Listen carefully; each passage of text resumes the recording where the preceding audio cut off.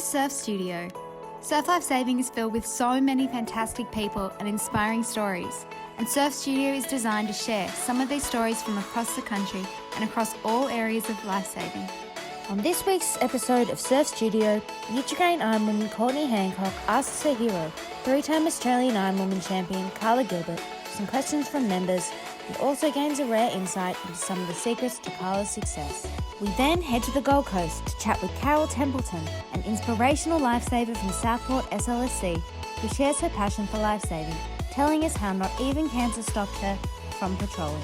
And finally, we head to the Northern Territory to chat to teenage surf lifesaver Jackson Hoffman from Gove Peninsula SLSC, who has just started his surf rescue certificate and tells us about patrolling at our country's most northern surf lifesaving camp. I put out on Instagram a few questions to ask for Okay. anyone in surf lifesaving. So there was a few, but I kind of just wanted to pick out probably my favourite. What was the hardest thing to overcome in your career? Okay. Oh, there was always something, Courtney. There wasn't one particular thing, I don't think. There was there was the tiresome of just overcoming your last session to overcome overcoming an injury, and I think the headspace has to be in the same place with either of those. It really is about not falling yourself getting down or feeling sorry for yourself or talking yourself into how tired you are or how sore you are, or playing on the fact that I've got an injury and I can't train. Even though it's hard to me, it was always hard for me to miss sessions.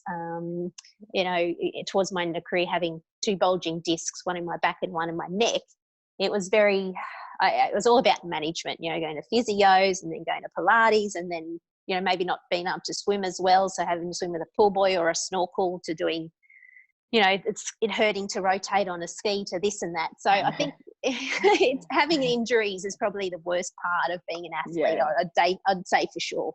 What did you used to think about when you're on the line? I think I know a lot of athletes these days, they kind of when I work with young athletes, they're kind of all over the place, thinking here, there and everywhere. Did you have something you'd think about all the time that would kind of make you settled, make you calm?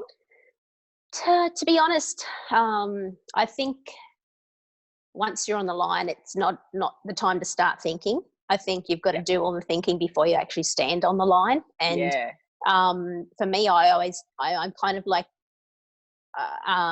it's more like a thought of, you've done everything that you possibly can, Karla, and now's the time. And I think for me, I used to build my confidence and have that confidence around how well I could race, because I would put it all in training. I think that's where a lot of people become unstuck on lines, because it all starts coming through. Oh, I've missed that session. I should have done that harder. All these feelings start coming up. And I think I learned that if I could just do all the little things, and even when I was in training, put myself in a race position or think about a certain part of a race, like, imagine that this is a race and I'm coming in, I've just turned the cans. And just putting yourself in race scenarios was a big thing as well, just so that when you stood on the line, it wasn't like this big thing that you were kind of like, not used to, because you have been thinking about it in training the whole process, the whole way along. And I think that's really helpful to sort of pass that on to young athletes as well. It's not just race day and training. You've got to try and bind the two somehow, so it's not like this all intimidating event when you get to it. So it was more like just when I was on the line, it's like, okay, relaxing, having that confidence, knowing where you were going out in the ocean, and then just kind of having a bit of a blank slate and just waiting for the gun. Everyone deals with it different, as you probably know. Absolutely. Some people are chatty and blah blah blah blah, and some people get really nervous. And for me, I was very much this is my zone, and this is it. I like it. And I guess the last one to finish is like motivation. What motivated you, do you think? Ooh, what motivated me? I know it's a broad. I think it question. just comes down to the passion of doing it. it's not something that I sort of got to the end of my career and went, oh, thank God that's over and I don't have to ever do it again, because I continue to still get out with my kids and with my husband and do some form of exercise in the ocean every day. For me, it's just something that I just love doing. I love being in the whole environment of it. And I think a big part of it also comes down to just not pinning yourself against others, but challenging yourself and having your goals, having those goals to be driven by, and especially when you're younger, like having something away from school or some other kind of interest, especially if you were studying or working as well, just having that other interest as well, I think was a big part of it. So I think that's what kept me motivated, just the whole challenge of it. That's so beautiful. Well, Surf Studio, how good has this been? I have, I guess, got to interview one of the greatest athletes of all time. So, Karla, it's just been so cool. I could be here all day with you. I just want to ask you all these questions. I got this massive book and everything. But no, thank you so much. Today on Surf Studio, a big welcome to Carol Templeton, all the way from Southport in Queensland. Welcome, Carol. So lovely to talk to you today. Now, Carol, you are part of a beautiful club in Southport. Tell us a little bit more about the atmosphere down there. It's very family orientated. Everyone feels like a big part of a big family. That's one of the beauties about being, part of a slightly smaller club. Still on the Gold Coast, still a beautiful place to be, but and different challenges for where you are, just near the Spit there as well. Very open stretch of water, can be very trying conditions. But I think we're blessed because we've got, all the built up part of Surfers Paradise so close. But we've got the Spit and all the nature that provides as well. So it is very unique. And you joined in 2008, is that right? Yeah, so I started in 2007 but got my qualifications in 2008. Yeah.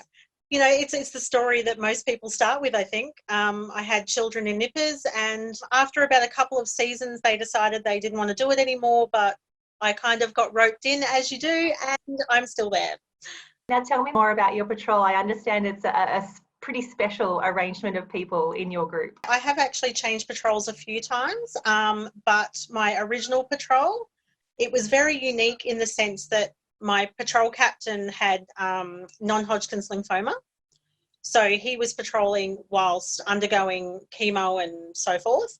I myself also had breast cancer. So I was patrolling while undergoing treatment as well. And we actually had a third person diagnosed with bowel cancer on the same patrol. We'd do chemo one day and patrol the next. So unfortunately, we were known as the Cancer Patrol and no one else wanted to join us. Carol, I heard a really funny story about you with your noddy cap on without any hair on at the beach. I love that you kept your sense of humour throughout what must have been such a tough time. It's strange because I went from a very thick head of hair and very long hair down past my bum, if I can say that.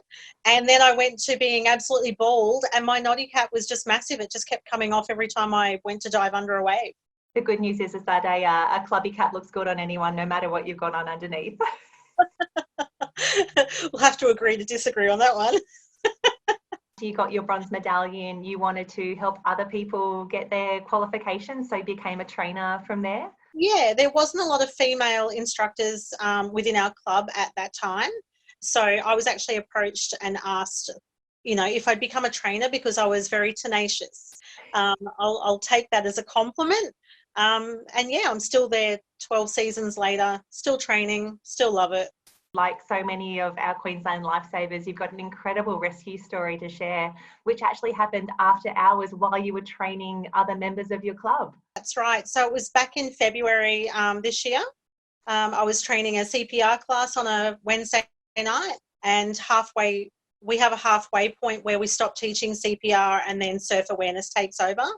And I left the training room after my class, and yeah, I guess I was lucky enough to hear screams for help from the water in the pitch black, and I was able to go out and assist two young boys to safety, which was a bit strange. I've never done a nighttime rescue before, so it was very eerie and scary, but I'm just glad it ended well. I was actually leaving the main part of the club where the restaurant is, so There was one poor man sitting on his own out the front, and I just yelled at him to go and get help as we train our students, you know. I told him to come back and make sure that help came to me. And thankfully, he was able to get 2 of the other instructors who met me on the beach to assist me in bringing those people in. One of the things I love about your story is that when we train to be lifesavers, you're generally picturing a rescue scenario on a sunny day between the flags with lots of support around, but it really shows that as lifesavers, we can be called on to use our skills absolutely anytime, anywhere. Absolutely. And, you know, I probably shouldn't have done it without equipment, but it was just a split-second decision.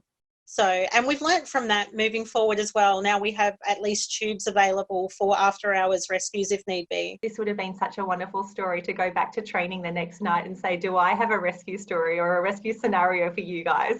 I actually walked back into my bronze class while they were undertaking surf awareness to get my keys to go home, to go and have a shower and get dressed. And they all just looked at me and went, why are you dripping wet and standing in your underwear? It was a very good learning curve. It was like, you know, it's not if, it's when that this will happen, and it can be any place, anytime. Absolutely. Have you got some interest for your next bronze course? Are there more people keen to get involved down at Southport? There is. Apparently there's a few signed up already, but we also have a course that we were only halfway through that we had to unfortunately stop when COVID hit. So it'd be great to pick up where that left off as well. Carol, thank you so much for sharing your story here today on Surf Studio. It's been so lovely to speak with you, and we wish you and everybody else down at Southport a very, very safe patrolling season to come. Thanks very much, and go the Southport fried eggs. I'm joined by Jackson Hoffman from Gove Peninsula Surf Life Saving Club. Jackson, thanks for joining us today. Thanks for having me.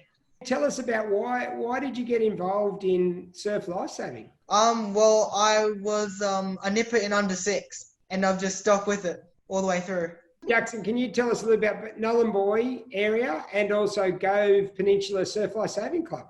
Well, Nullarbor is very remote, and we've got a lot of beaches and also a lot of crocodiles. Tell me a little bit about the crocodiles. And like we don't understand that here in Sydney.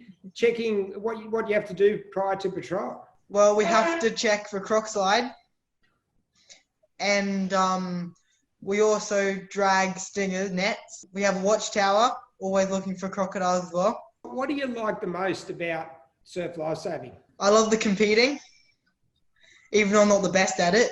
I find it's very fun to be able to hang out with other clubs and their members, and to go to other beaches. Are you a beach sprinter to run away from the crocodiles, or do you paddle boards to get away from the crocodiles? What do you do? What's your favourite competition? I like all the water events. What clubs have you been to compete against? The Darwin clubs, and I've been to Broome. From those other clubs that you've been to, both the Darwin clubs and Broome, why is Gove Peninsula the best club? Tell us why.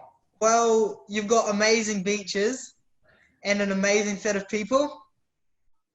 And it's like, because you're remote, it's just, I find a whole different experience.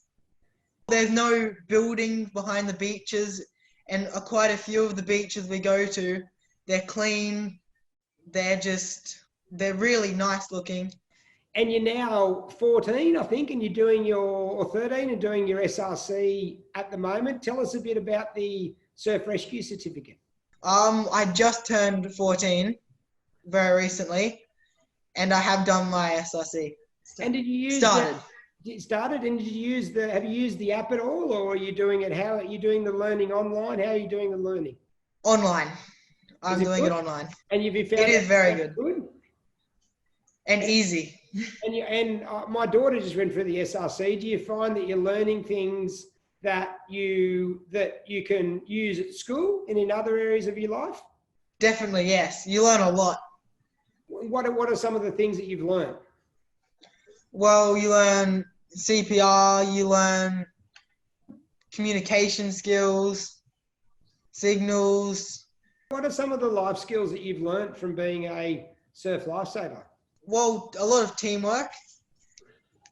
When you're working with all the other people in the club, and especially when you're older, it's nice sometimes being able to help out the younger people. What do you do to help some of the young nippers in the club? Sometimes we can just simply be markers on the beach for them to run around. And also it's nice sometimes just being able to help out the age managers. Tell us a little bit about teamwork. Why is teamwork so important in surf lifesaving? I think it's important not only in surf lifesaving, but in everything really. And I think it helps you a lot in later life, and it's really fun when you learn teamwork on the beach. Tell us if there's any other beach in Australia that you wanted to go to and do an exchange program or spend a day on the beach as a lifesaver. What beach would you want to go to? Probably Bondi. Why Bondi? Because, well, you see it on TV. Yep. And one of our beaches is called Little Bondi. Is that one of the beaches that you patrol, Little Bondi? Yes. I don't think you have to worry about croc slides on Bondi Beach, would you? Little Bondi, yes, but not in Sydney. What about parents and family? Are they very supportive? Are they involved in the club as well? Mum used to be a part of the committee, and she's done her bronze. Get Mum in. Mum, come and sit next to him. Tell me about how important it was for you to have Jackson involved in surf lifesaving. Very important. All of my kids do surf. Growing up here especially, beaches and swimming and boating is massive. So my kids have all gone through learn to swim programs from a young age. And nippers, I'm from Queensland originally, so we grew up doing it as well. So such a life lesson. So I find it really important, and the kids just love it. Well, thank you, Jackson, for joining us on Surf Studio today. Thank you for having me. Thanks for watching Surf Studio. We would encourage you to get in touch with us to send through ideas or stories for future episodes. Contact the team via our social media channels or email us at surfstudio@slsa.asn.au.